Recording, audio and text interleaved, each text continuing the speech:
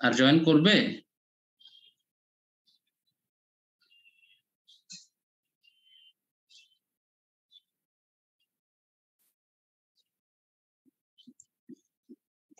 আপনি কি আমার কথা শুনতে পাচ্ছেন?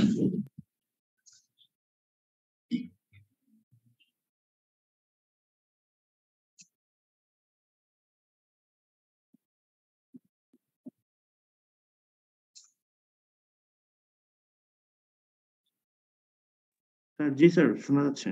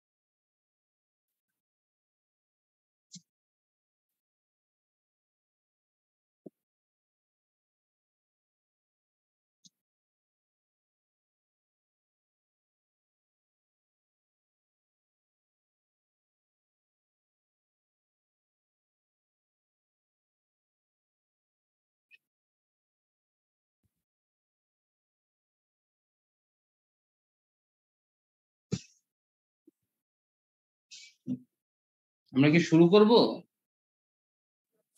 জি স্যার, শুরু করেন স্যার।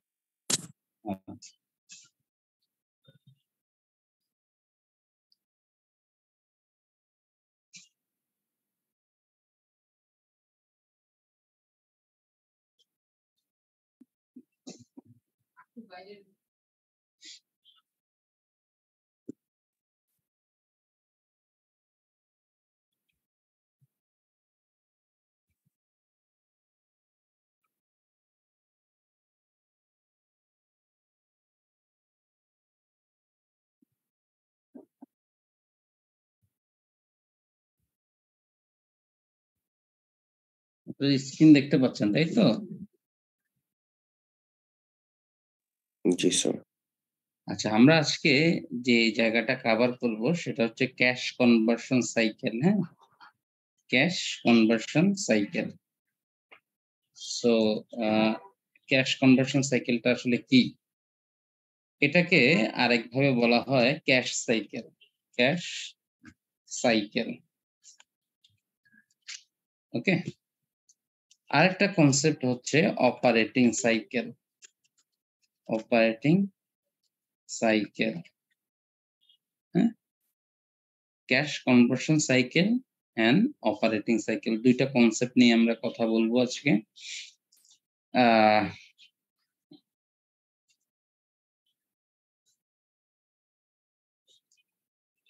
সো এই দুইটা কনসেপ্ট আসলে কি?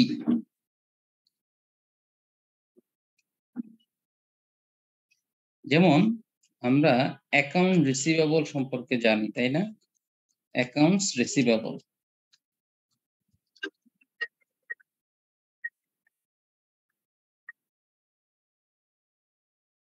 হ্যাঁ শাহিন, আচ্ছা ঠিক আছে, ওয়েট করো। হ্যাঁ, আমি যাবো কিছুক্ষণ পর।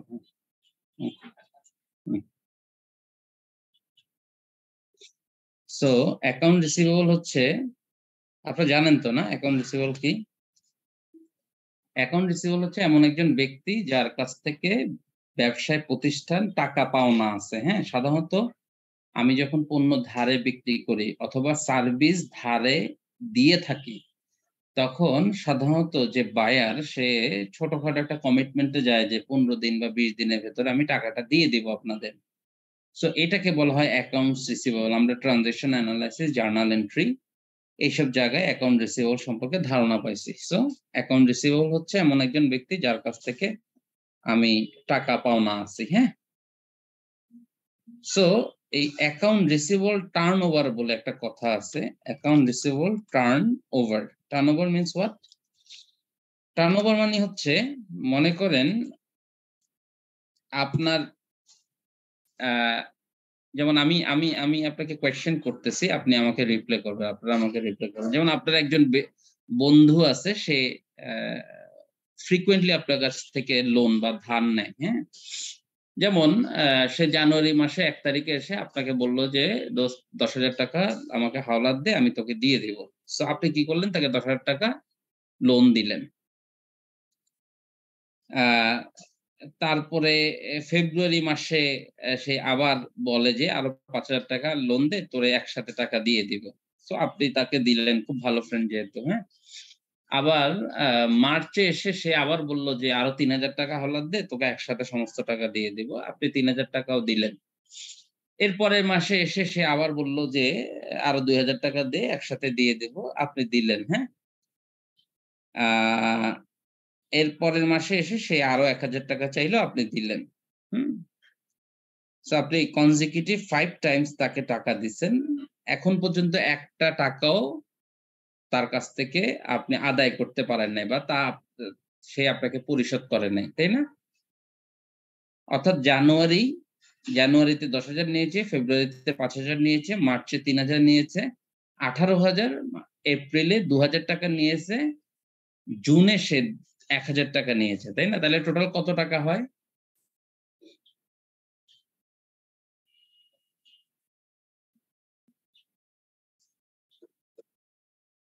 বলেন, আপনারা কিছু অ্যান্সার-ট্যান্সার করেন, ক্লাস করতেছেন যেহেতু। কত হয় টোটাল?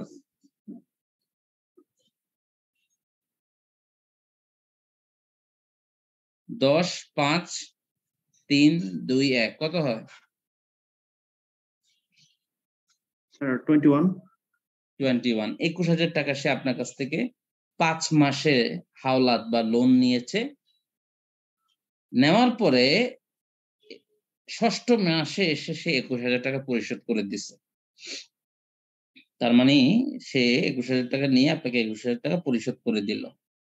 সো এখানে যেটা বলা হয় সেটা হচ্ছে, এটা একটা টার্নওভার হয়েছে। কি হয়েছে? একটা টার্নওভার হয়েছে। টার্নওভার ইস 1, টার্নওভার ইস 1, মানে টার্ন মানে কি? আমার কাছ থেকে ওর কাছে টাকা গেছে, হ্যাঁ? আর এটাকে বলা হয় টার্ন করছে তার কাছে টাকা, আর তার কাছ থেকে টাকাটা যখন আমার কাছে চলে আসবে, মানে সে যখন আমাকে লোনটা পরিশোধ করে ফেলবে, সো এটাকে বলা হয় টার্নওভার।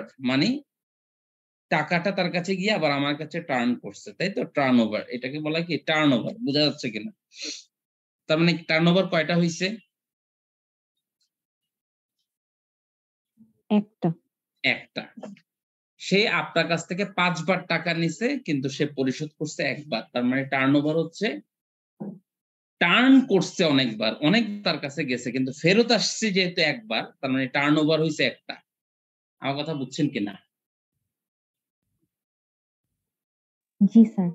আচ্ছা, যদি এরকম না হইতো, একটু ভিন্নভাবে ব্যাপারটা ঘটতো, সেটা কেমন হতো?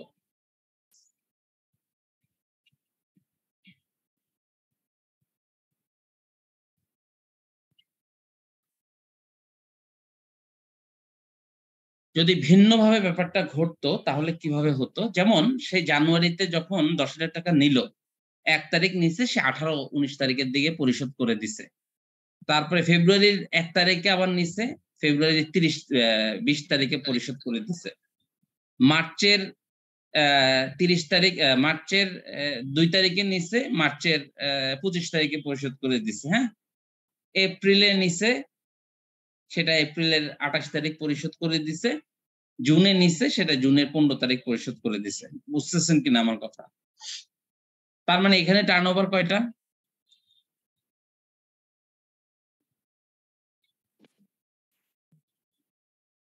৫ টা। ৫ টা। এখন আপনি আমাকে বলেন, as a loan provider or as a lender, মানে যে লোন দেয় তাকে কি বলে? লেন্ডার বলে। তার জন্য কোনটা কনভিনিয়েন্ট? বিজনেসের পার্সপেক্টিভ থেকে কোনটা কনভিনিয়েন্ট? বারবার টাকা দেওয়া এবং পাওয়া, নাকি বারবার টাকা দিয়ে সব টাকা একসাথে পাওয়া?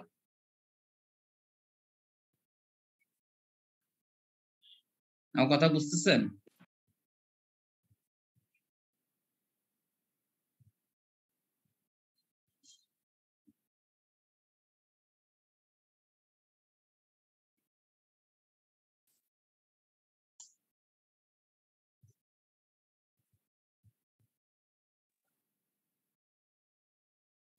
আমার কথা কি শুনতে পাচ্ছেন আপনারা? জি স্যার। স্যার বারবার যখন দিই তখন পেয়ে যাওয়াটাই ভালো না? ভালো।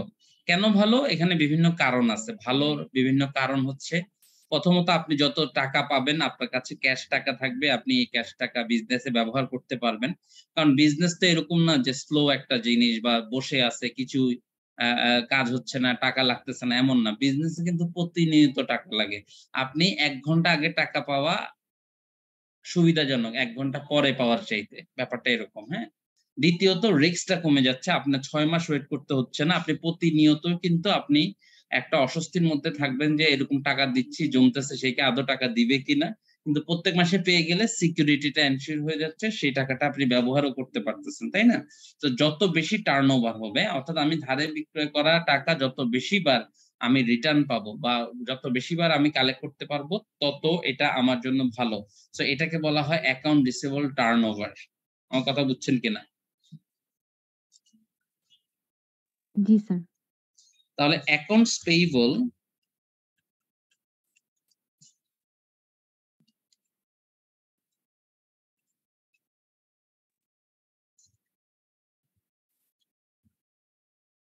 কে যেন আমার এখানে গান ছেড়ে দিছে, বুঝছেন? Controllable factors. আচ্ছা, অ্যাকাউন্টস পেয়েবল টার্নওভার কি? অ্যাকাউন্টস পেয়েবল কি আগে সেটা বুঝতে হবে। যেমন অ্যাকাউন্টস পেয়েবল মানেই আমি যার কাছ থেকে পণ্য ধারে কিনছি, তাকে টাকা এখনো পরিশোধ করি নাই।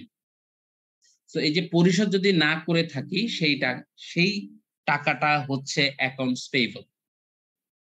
এখন আপনি আমাকে সেম প্রেক্ষাপট আরেকবার ব্যাখ্যা করেন যে আমি বারবার মানুষের কাছ থেকে ধারে পণ্য কিনে নিয়ে আসতেছি, বারবার কিনে নিয়ে আসতেছি, টাকা জমা হচ্ছে, টাকা জমা হচ্ছে, একসাথে ১ বছরের টাকা সমস্ত বা ৬ বা ৫ মাসের টাকা সমস্ত একসাথে পরিশোধ করে দিলাম। অথবা আমি প্রত্যেক মাসে কিনলাম এরকম, আ ১ তারিখ কিনলাম, ২০ তারিখ পরিশোধ করলাম, এরকম করে, করে ৫ মাসে, ৬ মাসে। এই প্রেক্ষাপট যেটা আগে দেখিয়েছি সেম জিনিসটা আমি করলাম। কোনটা ভালো এখন আমার জন্য? যখন পরিশোধের সময় আসবে,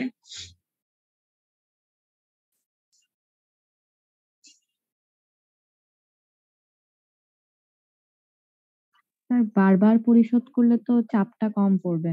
তো আ বারবার পরিশোধ করলে চাপটা কম পড়বে এটা আপনি বলতেছেন। কিন্তু আমি এটাকে ভিন্নভাবে দেখি।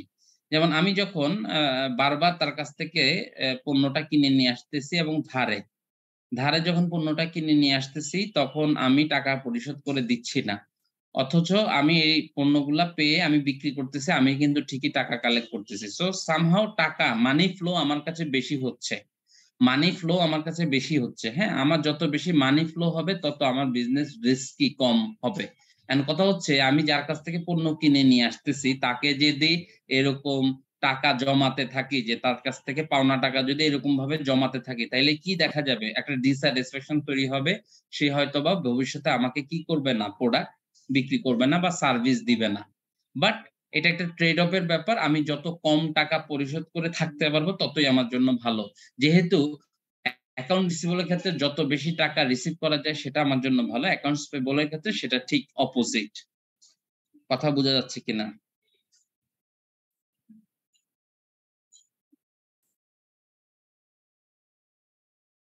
মানে স্যার একসাথে পরিশোধ করাটাই বেটার হয় তখন? মানে সেটা পরিশোধের ক্ষেত্রে একসাথে পরিশোধ করা বেটার। বেটার বলতে কি আমার জন্য ভালো। মানে বিজনেস এর জন্য ভালো। যেহেতু আমি পরিশোধ করতেছি। আর কালেকশন এর ক্ষেত্রে যত বেশি পাবো তত মানি সার্কুলেশন টা আমার হবে এবং আমি সেই মানিটা ব্যবহার করতে পারবো। নাহলে দেখা গেছে যে আমার আমার হাতে টাকা নাই। অথচ বিজনেস পরিচালনা করার জন্য আমার টাকার দরকার হচ্ছে। আমি ব্যাংক থেকে শর্ট টার্মে লোন নিচ্ছি। সেই লোনে আবার আমাকে এক্সট্রা ইন্টারেস্ট, নন ভ্যালুয়েটেড খরচ নির্বাহ করতে হচ্ছে। বুঝতেছেন কিনা? জি। আচ্ছা। অ্যাকাউন্ট রিসিভেবল টার্নওভার একটা ব্যাপার। অ্যাকাউন্ট রিসিভেবল কালেকশন পিরিয়ড, আর কালেকশন পিরিয়ড, হ্যাঁ? Account receivable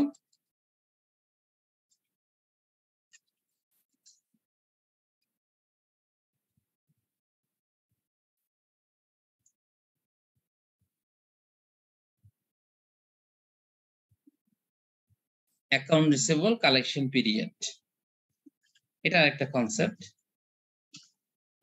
accounts payable payment period,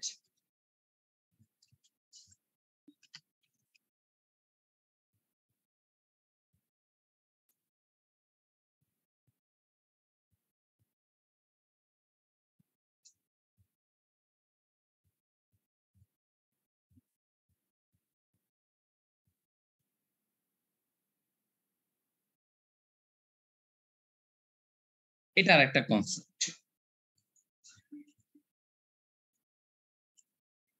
So what do you mean by accounts payable payment period and accounts receivable collection period? যেমন আমি যে বললাম যে আপনি তাকে 5 মাসে 5 বার ধার দিচ্ছেন এবং একবার টাকা পাইছেন, তার মানে 5 মাস মানে 150 দিন। তার মানে অ্যাকাউন্ট রিসিভেবল কালেকশন পিরিয়ড দাঁড়াচ্ছে 150 দিন। মানে 150 দিন পর পর আপনি টাকা কালেক্ট করতে পারেন, সেটা হচ্ছে অ্যাকাউন্ট রিসিভেবল কালেকশন পিরিয়ড। আমার কথা বুঝছেন কিনা? ঠিক একইভাবে অ্যাকাউন্টস পেয়েবল পেমেন্ট পিরিয়ড মানে হচ্ছে আপনি ঠিক কতদিন পর পর আপনি যাদের কাছ থেকে ধারে পণ্য কিনে নিয়ে আসেন তাদেরকে পরিশোধ করেন, that is call accounts payable payment period. আমার কথা বুঝছে কিনা? মানে স্যার প্রতি মাসে দিয়ে দিলে 1 মাস হবে পিরিয়ডটা? এক্স্যাক্টলি। সো এটা আমরা কিভাবে বের করব? অ্যাকাউন্ট রিসিভেবল টার্নওভারটা বের করতে হয়। অ্যাকাউন্ট রিসিভেবল কখন হয়? যখন আপনি ক্রেডিট সেল করেন, মানে যখন আপনি ধারে বিক্রি করেন তখন অ্যাকাউন্ট রিসিভেবলটা তৈরি হয়। সো আপনাকে বলতে হবে নেট ক্রেডিট সেলস, মানে আপনি বছরে কত টাকা আপনি ধারে পণ্য বিক্রি করছেন divided by average account receivable, average accounts receivable.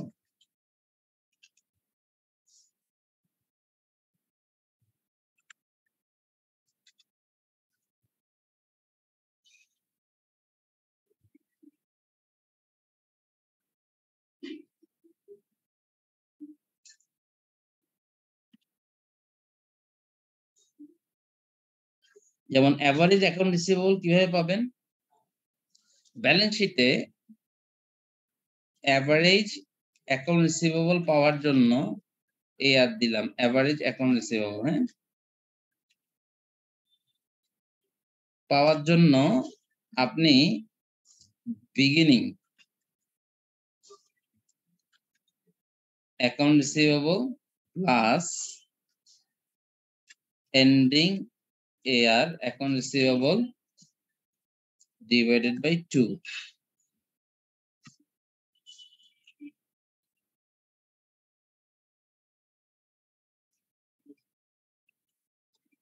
Divided by 2।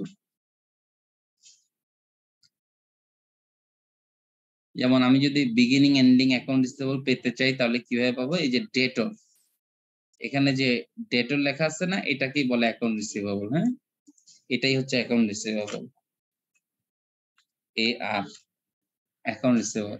তাহলে আমি দেখতেছি প্রিভিয়াস ইয়ারে 60, তার মানে এটা হচ্ছে at the end of the previous year, আর এটা হচ্ছে at the end of the current year.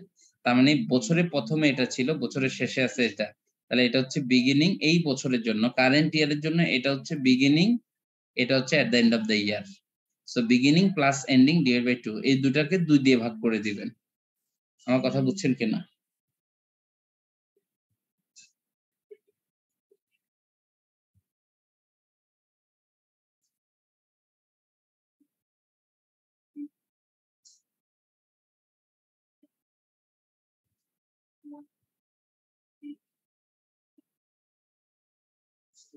Beginning account receivable, ending account receivable বোঝা গেছে কিনা? হ্যাঁ, ডেটর আর অ্যাকাউন্ট রিসিভেবল সেম কথা। হ্যাঁ, ডেটর মানে এমন একজন ব্যক্তি যার কাছে আপনি টাকা পাওনা আছেন। আমি ডেবিট ডিআর বুঝাইছিলাম আপনাদেরকে।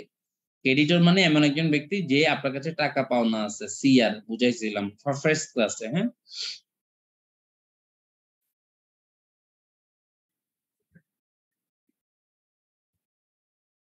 কথা বুঝতে পারছেন? জি জি স্যার। স্যার। আচ্ছা, তাহলে ঠিক একইভাবে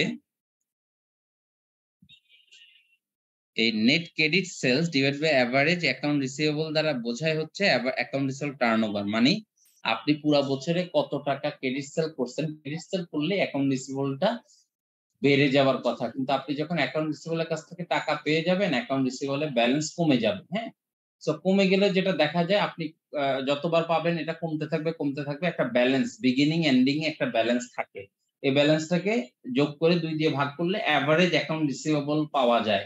ওই এভারেজ অ্যাকাউন্ট রিসিভেবল দিয়ে নেট ক্রেডিট সেলস কে ভাগ করলে মূলত কতবার টাকা পাইছেন সেটা বের হয়ে যায়। এটা এভারেজ আর কি, এটা এভারেজে ট্রু। হ্যাঁ, এই যে ইকুয়েশনটা বের করলাম বা যে জিনিসটা বের করলাম সেটা এভারেজে true. So account receivable turnover হচ্ছে আপনি কতবার টাকাটা পেলেন বছরে, বছরে কত টাকাটা পেলেন। আর অ্যাকাউন্ট রিসিভেবল কালেকশন পিরিয়ড হচ্ছে বছর কত দিনে। বছর হচ্ছে আমি যদি প্রত্যেক মাস 30 দিন ধরে করি তাহলে বছর হয় 360 দিনে। এখন 360 দিন দিয়ে যদি আমি এআর টার্নওভার, অ্যাকাউন্ট রিসিভেবল টার্নওভারকে ভাগ করি এআর,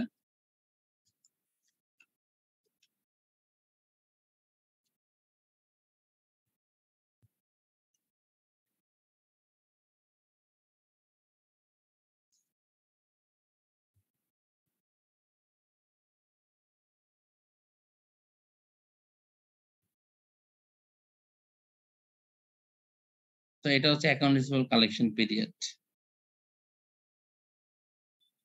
আমার কথা বুঝছেন কিনা?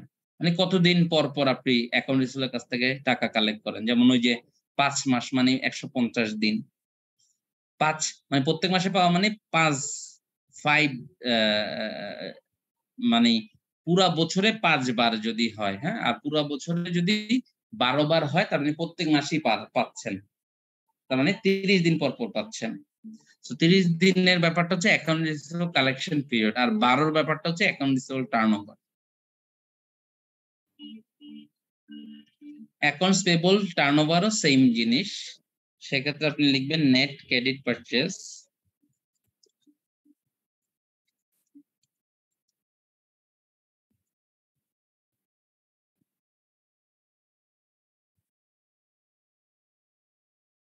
Average accounts payable.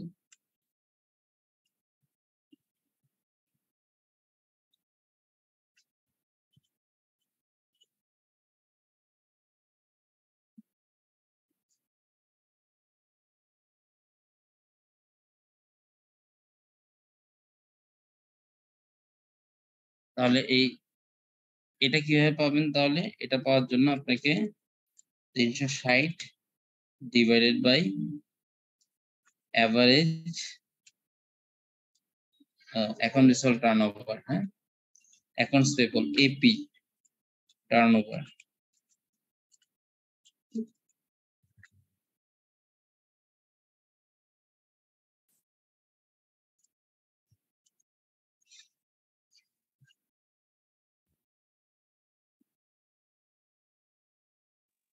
স্যার বুঝছেন কি? 360 এর ব্যাপারটা আরেকবার বলবেন।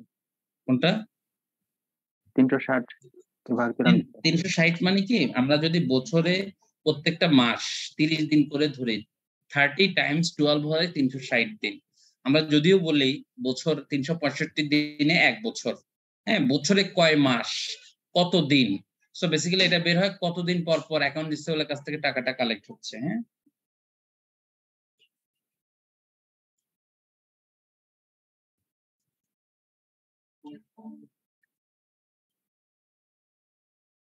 বুঝছেন কিনা? আর এভারেজ অ্যাকাউন্টস পেবল মানে হচ্ছে beginning accounts payable plus ending accounts payable divide by 2।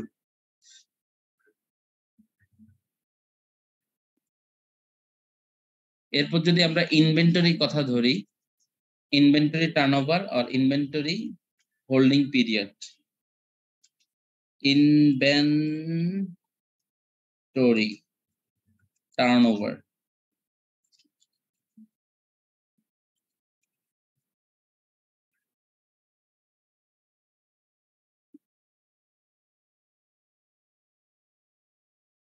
Inventory কথাটার মানে বুঝেন?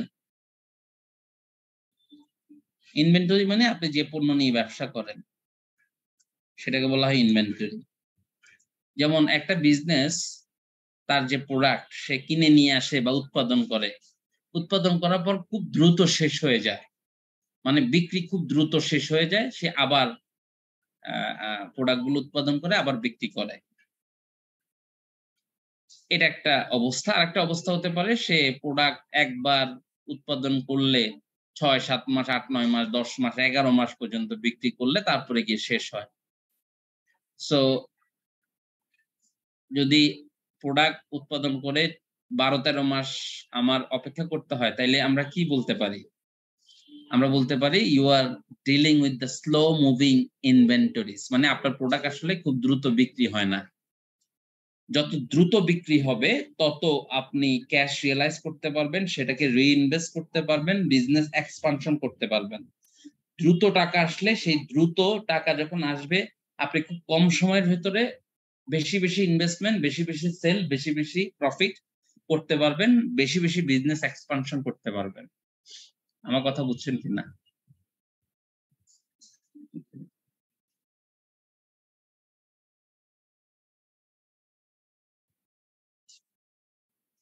জি স্যার। সো ইনভেন্টরি ব্যাপারটাও এরকম। ইনভেন্টরি টার্নওভার মানে হচ্ছে আপনি কতবার পণ্য উৎপাদন করছেন, সেই উৎপাদিত পণ্য বিক্রি করলে তো শেষ হয়ে যাবে, শেষ হয়ে গেলে আবার পুনরায় উৎপাদন করবেন, আবার শেষ হয়ে গেল, আবার উৎপাদন করলেন, আবার শেষ হয়ে গেল, এরকম বছরে কতবার আপনি পণ্য উৎপাদন করছেন এবং শেষ হয়ে গেছে, সেটা হচ্ছে ইনভেন্টরি টার্নওভার। হ্যাঁ, আর ইনভেন্টরি হোল্ডিং পিরিয়ড যেটা, সেটা হচ্ছে ইনভেন্টরি ইনভেন্টরি হোল্ডিং পিরিয়ড। আর একটা কনসেপ্ট হচ্ছে কি inventory holding period.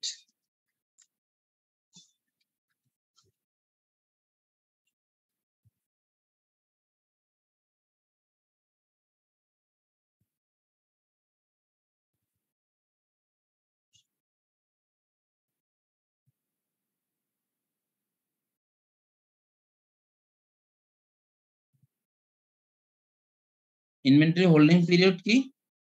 Inventory holding period মানে হচ্ছে ইনভেন্টরি কিনে নিয়ে আসা বা উৎপাদন করার পর কতদিন এটা কতদিন এটা বিক্রি হয়ে যায়। যত কম দিনে বিক্রি হয়ে যাবে তত ভালো, তাই না?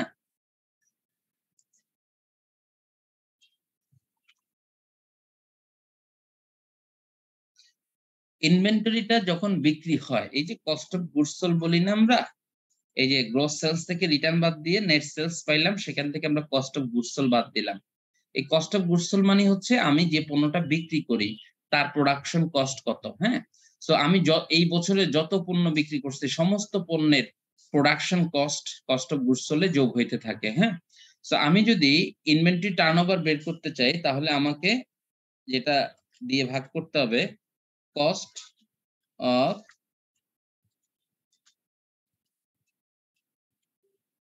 গুডস সোল্ড ডিভাইডেড বাই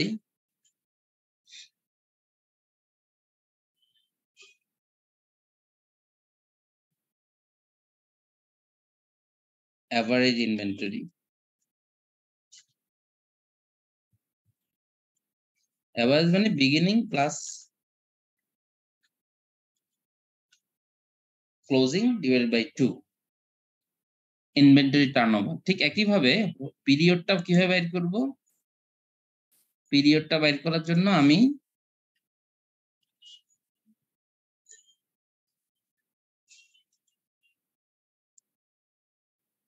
পিরিয়ডটা বাইর করার জন্য আমি 360 দিনকে 360 ডেজকে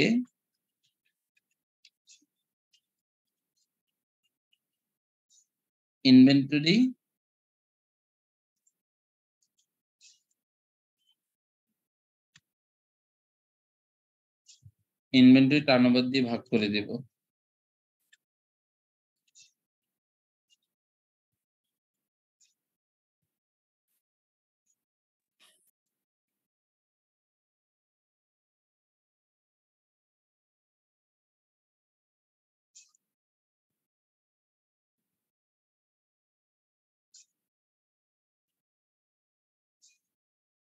আমার কথা কি আপনারা বুঝতে পারছেন কিনা?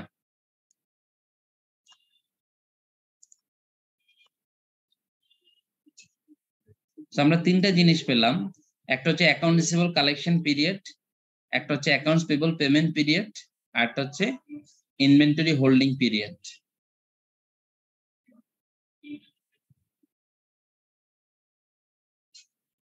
তাহলে ক্যাশ কনভার্সন সাইকেল আর ক্যাশ সাইকেল জিনিসটা কি আর অপারেটিং সাইকেল জিনিসটা কি, এখন সেটা সম্পর্কে জানবো। এর আগে বলেন আপনারা এই তিনটা জিনিসে কোনো প্রবলেম আছে কিনা? এই তিনটা জিনিসে কোনো প্রবলেম আছে কিনা আপনার স্যার বলেন। স্যার এভারেজ ইনভেন্টরি স্যার আমরা স্যার উৎপাদন করতেছি বিক্রি করতেছি, এখানে স্যার উৎপাদন করতে স্যার যত খরচ হচ্ছে এটা কি স্যার একটা ইনভেন্টরি? ইনভেন্টরি ভ্যালুতে ইয়ে হয়, যেমন আপনি মনে করেন, হ্যাঁ মনে করেন আপনি শার্ট তৈরি করছেন, হ্যাঁ এখন একটা শার্ট তৈরি করতে আপনার 300 টাকা করে লাগছে, আপনি এরকম 10টা শার্ট তৈরি করছেন, তাহলে ইনভেন্টরি ভ্যালু হবে 300 × 10 মানে 3000 টাকা। এখন ওই শার্ট 300 টাকার ওই শার্ট তো আপনি 300 টাকায় বিক্রি করবেন না, আপনি মনে করেন বিক্রি করতেছেন 850 টাকা, তাহলে 850 টাকা থেকে 300 টাকা বাদ দিলে থাকে 550 টাকা। সেই 550 টাকা হচ্ছে আপনার গ্রস প্রফিট। এই যে এখানে আমরা গ্রস প্রফিট বলি, নেট সেলস থেকে আমরা যে কস্ট অফ গুডস সোল্ড বাদ দিয়ে যেটা পাই গ্রস প্রফিট, সেটাই হচ্ছে গ্রস প্রফিট। ক্লিয়ার কিনা? জি জি স্যার। স্যার। আচ্ছা, so cash conversion cycle intuition, আমি যদি ইনটিউটিভলি বলি, ইউ নো ইনটিউশন,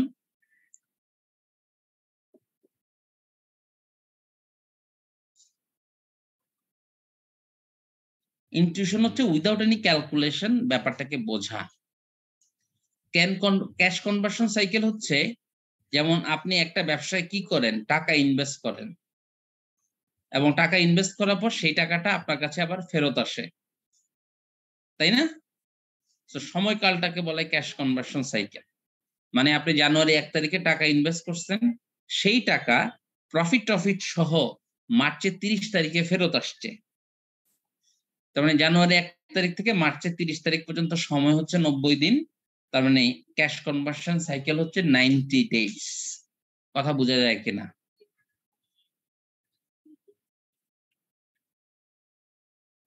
স্যার আরেকবার বলবেন? যেমন আপনি মনে করেন যে একটা ব্যবসা শুরু করছেন, এখন এই ব্যবসায় ইনভেস্ট করছেন জানুয়ারি 1 তারিখে, মনে করেন 10,000 টাকা ইনভেস্ট করছেন, সেই 10,000 টাকা তো ব্যবসায় খাটাইছেন, কোনো প্রোডাক্ট বা সার্ভিসে খাটাইছেন। এখন এই প্রোডাক্ট বা সার্ভিস আপনি জেনারেট করবেন না বা বিক্রি করবেন না, এখন বিক্রি করতে করতে দেখা যাচ্ছে যে 10,000 টাকা আপনি ইনভেস্ট করছেন সেই টাকাটা মার্চের 30 তারিখে আপনি সম্পূর্ণ ফেরত পাইছেন, মনে করেন যে 16,000 টাকা ফেরত পাইছেন। তার মানে আপনি বুঝতে হবে 10,000 টাকাও ফেরত হয়েছে আসছে, আবার 6,000 টাকা প্রফিট সহ ফেরত আসছে। তার মানে আপনি যে ইনভেস্ট করছেন, ইনভেস্টের সময় থেকে ইনভেস্টমেন্টের রিকভারির সময় পর্যন্ত সময়কালটাকে বলা হয় ক্যাশ কনভার্সন সাইকেল বা ক্যাশ সাইকেল।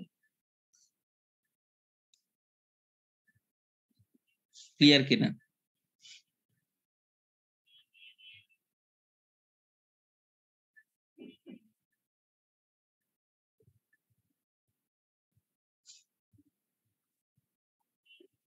ক্লিয়ার? জি স্যার। আচ্ছা, যেমন আপনি যদি পণ্য কিনে পণ্য বিক্রি করেন, যেমন এখানে আসেন, মনে করেন আপনি পণ্য কিনছেন জানুয়ারি 1 তারিখে, কিন্তু জানুয়ারি 1 তারিখে টাকা দেন নাই, টাকা দিছেন ফেব্রুয়ারির 15 তারিখে, ঠিক 45 দিন পর টাকা দিছেন, তাইলে কি আমি জানুয়ারি 1 তারিখ ইনভেস্টমেন্ট বলবো না ফেব্রুয়ারি 15 তারিখে ইনভেস্টমেন্ট বলবো?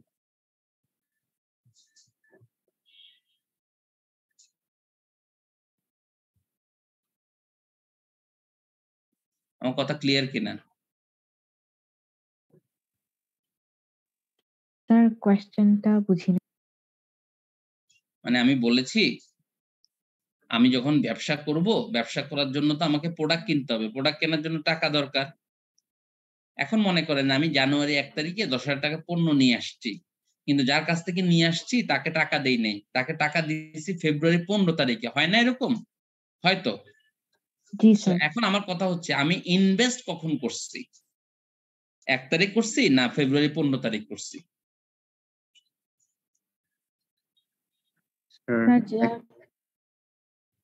অ্যাক্রুয়াল বেসিস অনুযায়ী এর কি ১ তারিখে ধরতে পারি না স্যার আমরা? না, না। এখানে অ্যাক্রুয়াল বেসিস এর কিছু নাই। অ্যাক্রুয়াল বেসিস ঠিক আছে, পারচেজ হইছে ঠিক আছে, কোনো সমস্যা নাই। ট্রান্সেকশনও হইছে ঠিক আছে, কোনো সমস্যা নাই।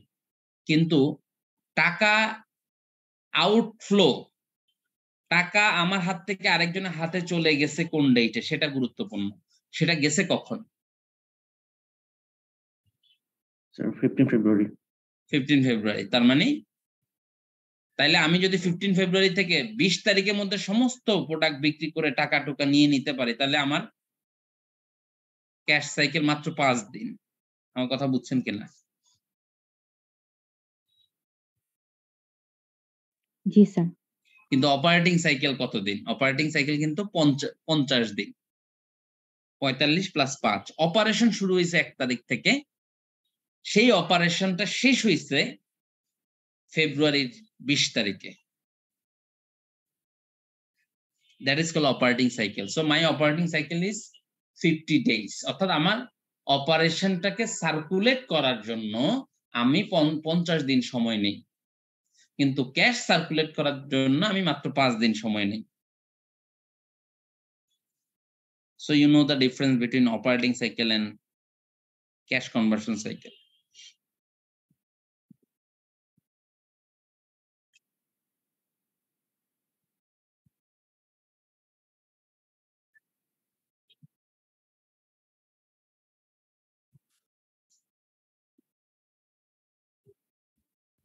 আমার কথা বুঝছেন কিনা আপনারা? জি স্যার।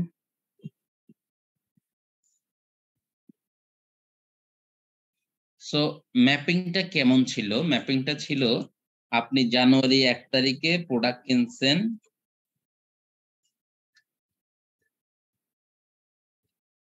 ফেব্রুয়ারি ১৫ তারিখে সেই প্রোডাক্ট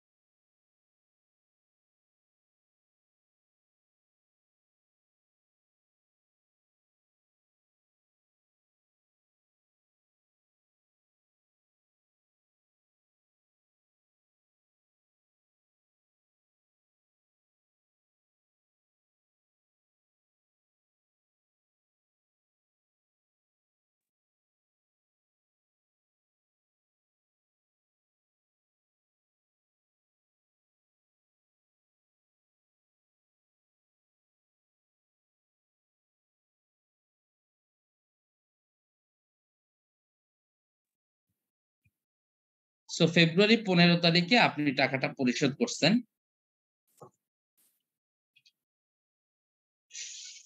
মার্চের ২০ তারিখ পর্যন্ত আপনি সমস্ত প্রোডাক্ট বিক্রি করে ফেলছেন। এপ্রিলের ২৫ তারিখ পর্যন্ত সমস্ত টাকা আপনি সংগ্রহ করে ফেলছেন। আমার কথা বুঝছেন কিনা?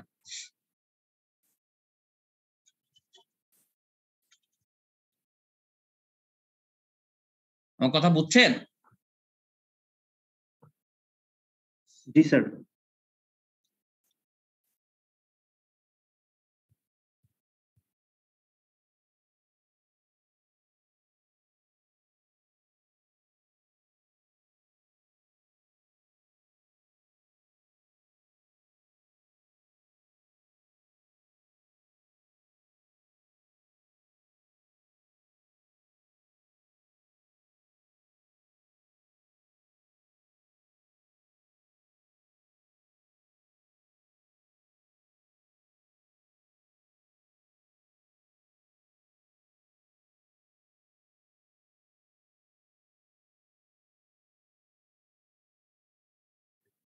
আচ্ছা। সো জানুয়ারি 1 তারিখে আপনি প্রোডাক্ট পারচেজ করছেন, ফেব্রুয়ারি 15 তারিখে সেই পারচেজ প্রোডাক্টের জন্য টাকা পরিশোধ করছেন, মার্চের 20 তারিখ নাগাদ আপনার সমস্ত প্রোডাক্ট বিক্রি হয়ে গেছে, এপ্রিলের 25 তারিখ নাগাদ আপনি সমস্ত টাকা সংগ্রহ করছেন সেলারদের কাছ বায়ারদের কাছ থেকে।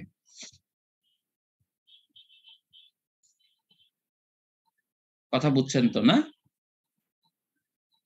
জি স্যার। সো জানুয়ারি 1 থেকে ফেব্রুয়ারি 15 তারিখ পর্যন্ত এই সময়টাকে বলা হয় অ্যাকাউন্টস পেবল পেমেন্ট পিরিয়ড। আমার কথা ক্লিয়ার কিনা? অ্যাকাউন্টস পেবল পেমেন্ট পিরিয়ড, এই সময়টা, এই মধ্যবর্তী সময়টা হচ্ছে accounts payable payment period.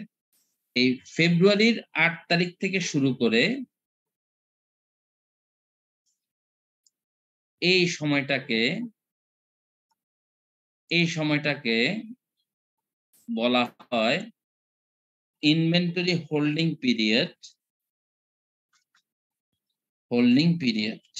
IHP। আমার কথা বোঝা যায় কিনা?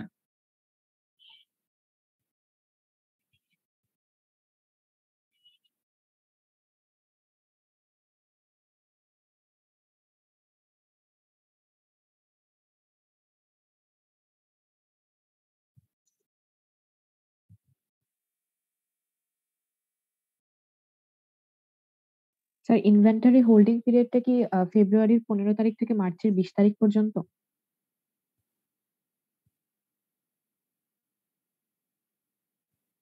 হ্যাঁ, জানুয়ারি 1 তারিখ থেকে মার্চের 20 তারিখ পর্যন্ত। মানে আপনি ইনভেন্টরিটা কতদিন হোল্ড করে রাখছেন। আচ্ছা জি।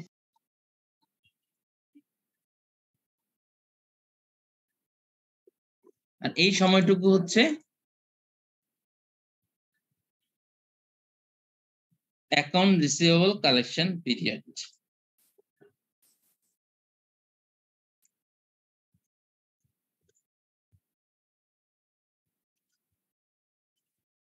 তাই তো? এখন আপনি কাউন্ট করেন, অ্যাকাউন্টস পেবল পেমেন্ট পিরিয়ড হচ্ছে জানুয়ারি 1 তারিখ থেকে মার্চের 20 তারিখ পর্যন্ত। কারণ ফেব্রুয়ারি 15 তে আপনি টাকা দিচ্ছেন, টাকা দেওয়া মানে তো এই না যে প্রোডাক্ট সমস্ত বিক্রি হয়ে গেছে, বিক্রি তো আপনি ইন দা মিনটাইম করতেছেন মিনওয়াইল। সো জানুয়ারি 1 তারিখ থেকে মার্চের 20 তারিখ পর্যন্ত, জানুয়ারি ফেব্রুয়ারি মার্চ, তার মানে 80 দিন। ইনভেন্টরি হোল্ডিং পিরিয়ড কত? 80 দিন। আর অ্যাকাউন্ট রিসিভেবল কালেকশন পিরিয়ড কত? মার্চের 20 থেকে এপ্রিলের 25, 35 দিন। তার মানে অপারেশন শুরু হয়েছে জানুয়ারি 1 তারিখে, শেষ হয়েছে এপ্রিলের 25 তারিখে। এটা এই পুরাটা হচ্ছে অপারেটিং সাইকেল। এই পুরাটা আমি কিভাবে পাবো? এই পুরাটা হচ্ছে দুটো জিনিস যোগ করলে পাবো, একটা হচ্ছে ইনভেন্টরি হোল্ডিং পিরিয়ড আর একটা হচ্ছে account receivable collection period. So operating cycle হচ্ছে ইনভেন্টরি হোল্ডিং পিরিয়ড যোগ অ্যাকাউন্ট রিসিভেবল কালেকশন পিরিয়ড। আমাকে বুঝছেন কিনা?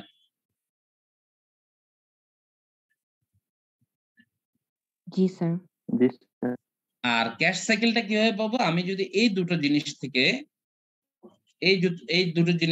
যদি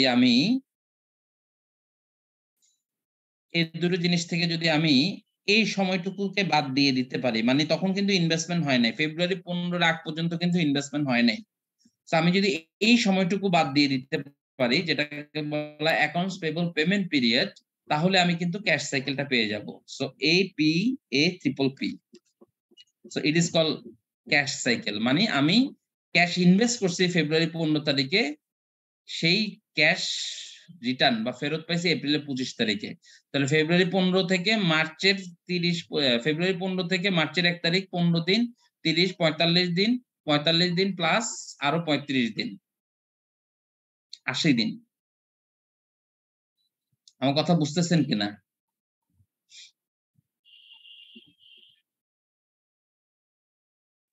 জি স্যার। তো এটা হচ্ছে পুরো কনসেপচুয়াল জায়গাটা। Now it is time to solve the problem.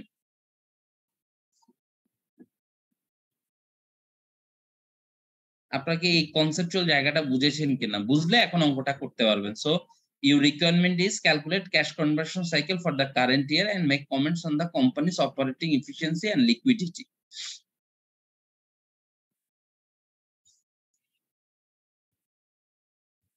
কনসেপ্টটা ছিল এরকম। এখন এই ফাইন্যান্সিয়াল স্টেটমেন্টটা ব্যবহার করে আপনি account receivable turnover, account receivable collection period, accounts payable turnover, accounts payable payment period, inventory turnover, inventory holding period, এই 6টা জিনিস বের করতে পারলে আপনি ক্যাশ সাইকেল এবং ক্যাশ কনভার্সন সাইকেল বের করতে পারবেন। যেহেতু ক্যাশ কনভার্সন সাইকেলটা 3টে জিনিসই ব্যবহার হয়, তার মানে ক্যাশ কনভার্সন সাইকেল বের করে ফেললে অপারেটিং সাইকেল অটোমেটিক্যালি আপনি বের করতে পারবেন। সো আপনি আসেন অ্যাকাউন্ট রিসিভেবল টার্নওভার কিভাবে বের করবেন। যেমন এখানে গ্রস সেলস আছে, রিটার্ন বিয়োগ করেছে, নেট সেলস আছে। আপনাকে নেট সেলস কি ক্যাশে হয়েছে না ধারে হয়েছে আপনাকে কিন্তু বলে নাই কিছু। আপনি তর্কের খাতিরে ধরে নিলেন সমস্ত সেলস ধারে হয়েছে, আবার সমস্ত পারচেজও ধারে হয়েছে, এটা আপনি ধরে নিতে পারেন। আপনার নেট ক্রেডিট সেলস কত? নেট ক্রেডিট সেলস হচ্ছে আপনি কারেন্ট ইয়ারে বের করতে বলছে। কারেন্ট ইয়ারে নেট ক্রেডিট সেলস কত? 450 লাখ। আর ভাগ করবেন এটাকে অ্যাভারেজ অ্যাকাউন্টস রিসিভেবল। সো ডেটর যেটা এটা অ্যাকাউন্ট রিসিভেবল, তার মানে 60 + 65 / 2, 60 + 65 / 2 দিয়ে ভাগ করলে যেটা আসে সেটা হচ্ছে অ্যাভারেজ অ্যাকাউন্ট রিসিভেবল। সেটা দিয়ে ভাগ করলে আপনার অ্যাভারেজ অ্যাকাউন্ট রিসিভেবল টার্নওভার বের হবে। সেটাকে 360 দিয়ে ভাগ করলে অ্যাকাউন্ট রিসিভেবল কালেকশন পিরিয়ডটা বের হবে। অ্যাকাউন্টস পেয়েবল হচ্ছে নেট ক্রেডিট পারচেজ। এখানে কিন্তু পারচেজ নাই, আছে কি কস্ট অফ গুডস সোল্ড আর সেল আছে, বিগিনিং ইনভেন্টরি আছে। হ্যাঁ, কস্ট অফ গুডস সোল্ড যেটা সেটা হচ্ছে এই বছরে আপনি পণ্য এটা বিক্রি করছেন। আর ক্লোজিং ইনভেন্টরি যেটা সেটা হচ্ছে বিক্রি করার পর যে পণ্যটা রয়ে গেছে। তাহলে আপনি যদি কস্ট অফ গুডস সোল্ড এর সাথে এন্ডিং ইনভেন্টরি যোগ করেন, কস্ট অফ গুডস সোল্ড মানে যেটা বিক্রি হয়ে গেছে, এন্ডিং ইনভেন্টরি মানে বিক্রির পর যেটা রয়ে গেছে, এই যোগ করলে কি পারচেজ বের হয়? হ্যাঁ, পারচেজ বের হয় যদি আমি বিগিনিং যে ইনভেন্টরি সেটা বাদ দিয়ে দিতে পারি। তাহলে পারচেজ বের করার জন্য ফর্মুলাটা হচ্ছে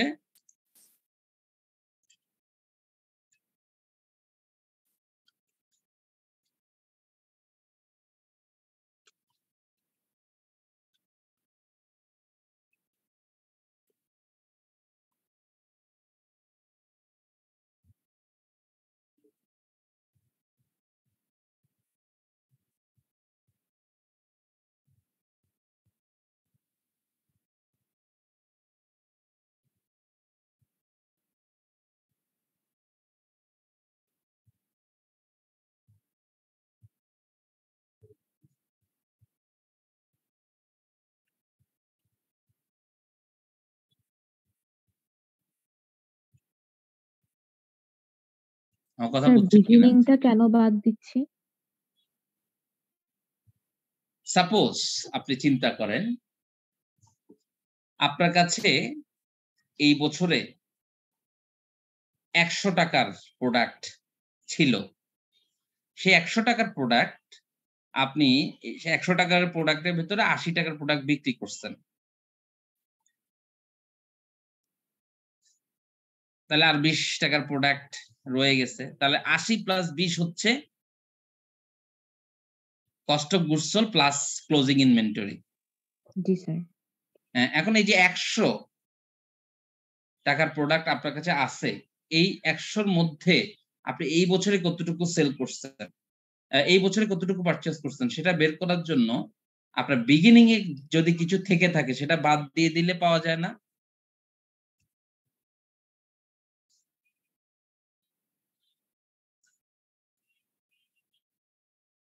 স্যার বিগিনিং বলতে তো নতুন বছরের যেটা শুরুতে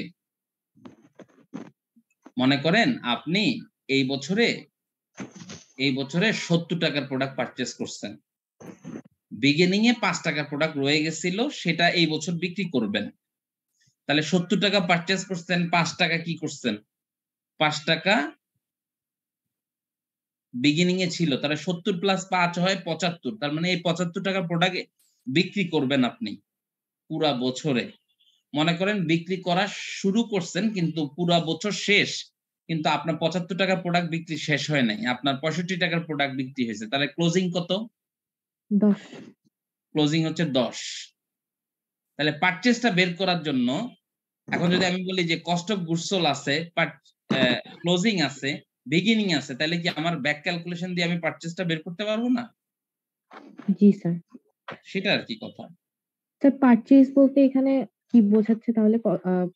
স- মানে কেনা পারচেজ হয়েছে। মানে প্রোডাক্টটা কত টাকার প্রোডাক্ট এই বছর কিনছেন। আচ্ছা, জি স্যার। যেমন আমি আপনাকে একটা এক্সাম্পল দিই তাহলে ক্লিয়ার হবে।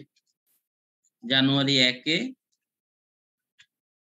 আপনার বিগিনিং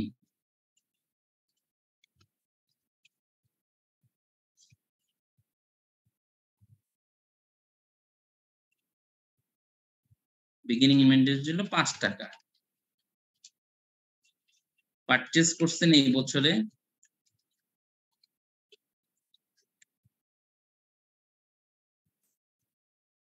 মনে করেন 100 টাকা,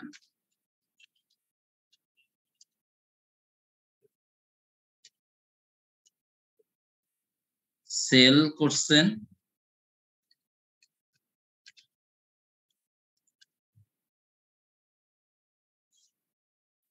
85 টাকা প্রোডাক্ট, 85 টাকা কস্ট, সোল্ড টাকা 155। মানে আপনি প্রোডাক্ট বিক্রি করলে তো 155 টাকায় করতে হবে, প্রফিট করবেন না আপনি, মানে বিক্রি করছেন 85 টাকার প্রোডাক্ট, সেই প্রোডাক্ট 155 টাকা সোল করছেন, বুঝছেন জি কিনা? স্যার।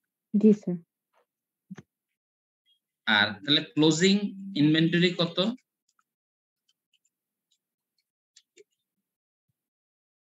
20 টাকা, তাই না?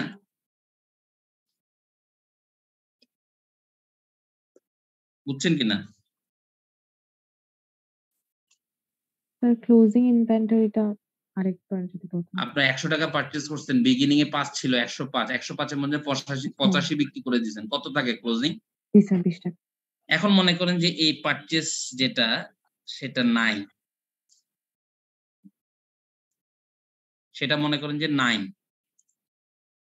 এই ইনফরমেশনটা নাই, তাহলে আপনি পারচেজ 100 টাকা বের করতে পারবেন না? জি স্যার। 85 এর সাথে 20 যোগ করবেন, 105 হবে, 5 বাদ দিয়ে দিবেন বিগিনিং পারচেজ। সো এটা হচ্ছে পারচেজের ফর্মুলা। জি স্যার, বুঝতে পারছি। বাকিরা বুঝছেন? তাহলে কারেন্ট ইয়ারে পারচেজ বের করেন, কারেন্ট ইয়ারে পারচেজ বের করার জন্য কারেন্ট ইয়ারে কস্ট অফ গুডস সোল্ড, এই 85টা হচ্ছে কস্ট অফ গুডস সোল্ড, বুঝছেন? এই 85 সেল যে 155 টাকা সেল করছেন 85 টাকার প্রোডাক্ট, এটা হচ্ছে COGS, cost of goods sold, COGS, cost of goods sold. So এখানে দেখেন কারেন্ট ইয়ারে কস্ট অফ গুডস সোল্ড আছে 215, তাহলে 215 প্লাস ক্লোজিং ইনভেন্টরি, এই যে এখানে ইনভেন্টরি আছে, ইনভেন্টরি হচ্ছে ক্লোজিং ইনভেন্টরি 117, তাহলে আপনি 215 সাথে যোগ করবেন 117, বিয়োগ করবেন 84, তাহলে আপনার নেট ক্রেডিট পারচেজ বের হবে। সেই নেট ক্রেডিট পারচেজ আপনি এখানে বসাবেন, আর এভারেজ অ্যাকাউন্টস পেবল কোথায় পাবেন? এই যে ক্রেডিটর আছে 87 প্লাস 52 ডিভাইড বাই 2, ভাগ করবেন 360 দিয়ে ভাগ করলে অ্যাকাউন্টস পেবল টার্নওভার বের হবে। আপনারা বের করেন একটু, এই যে ইনফরমেশন আছে এই ইনফরমেশন দিয়ে একটু বের করেন।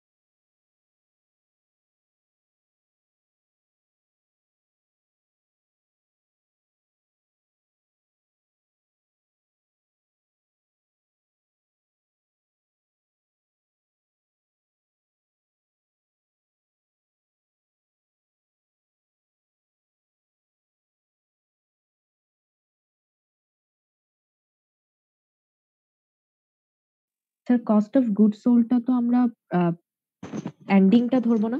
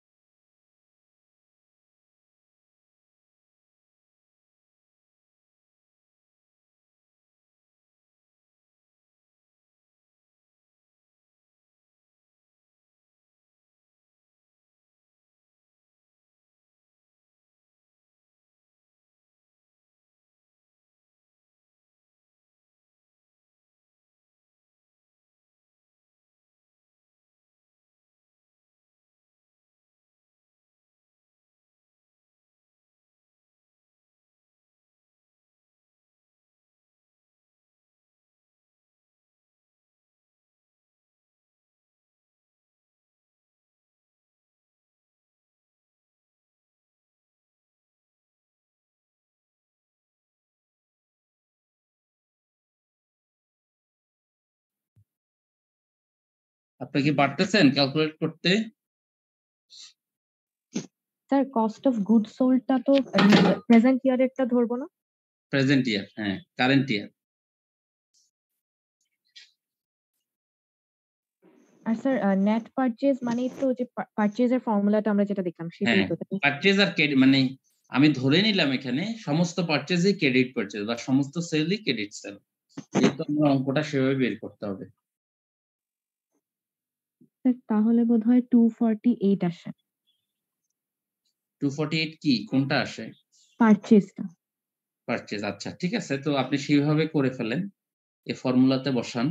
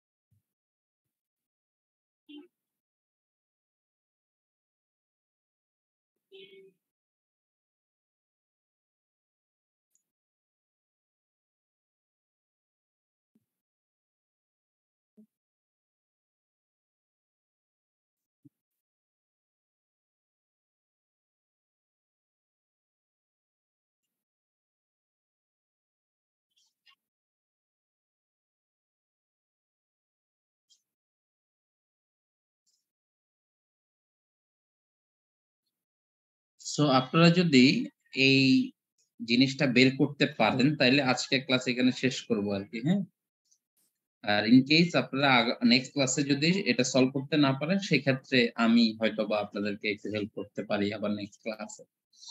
তো আমাদের উদ্দেশ্য হচ্ছে দুটো জিনিস বের করা, ক্যাশ কনভার্সন সাইকেল এবং অপারেটিং সাইকেল। আর আমরা এটা বের করতে কমেন্টস করব অন কোম্পানিজ অপারেটিং এফিসিয়েন্সি আর লিকুইডিটি, এই দুটার উপরে আমরা কনক্লুশন ড্র করব। হ্যাঁ, কথা বুঝছেন কিনা আমার? আপনারা যদি এই জিনিসটা বুঝে ফেলতে পারেন বা এই জিনিসটা করতে পারেন ইউজিং দিস ম্যাথ, আমি এটা কিন্তু আপলোড দিয়েছি, আবার আপলোড দিয়ে দেব। সো তাহলে বুঝতে হবে যে আপনি ব্যাপারটা বুঝছেন এবং করতে পারবেন। আর যদি করে ফেলতে পারেন তাহলে তো ওকে, নাহলে নেক্সট ক্লাসে আমি আপনাদেরকে হেল্প করতে পারি। হ্যাঁ,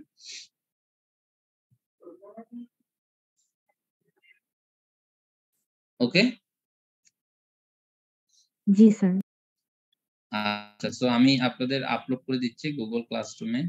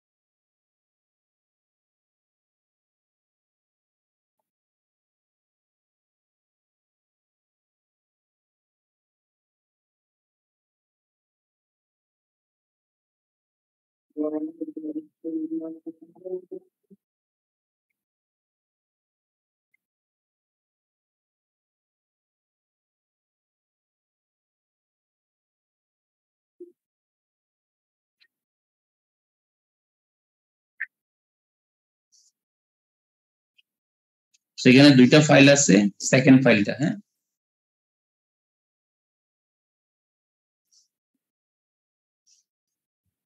তো সবাই ভালো থাকবেন, আল্লাহ হাফেজ। হ্যাঁ,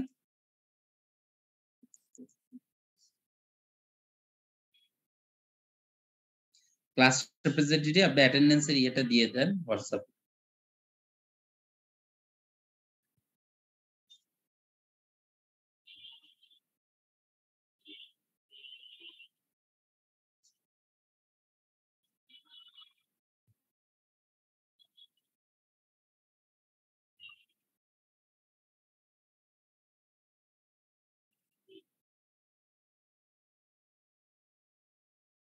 ওকে, সবাই ভালো থাকেন, আল্লাহ হাফেজ।